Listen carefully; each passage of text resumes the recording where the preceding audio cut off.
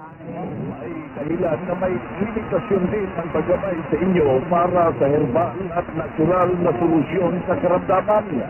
Saluhan ang naka-schedule na mga herbal at natural healing seminar dyan sa Bramsa para mabuksan ang iyong isipan at mabago ang iyong pananaw sa buhay tungo sa kagalingan ng inyong inigilang karamdaman.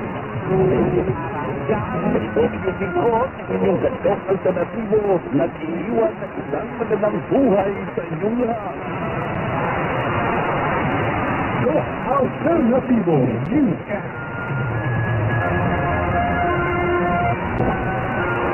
Celebrating the 25th edition of Catholic Broadcasting Jubilee 2025.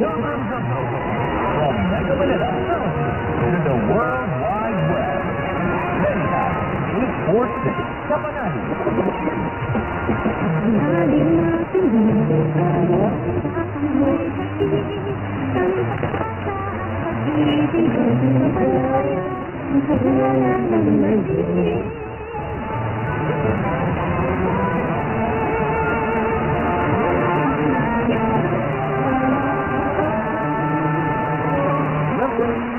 Media Network es kapitan ng mga broadcaster ng Pilipinas.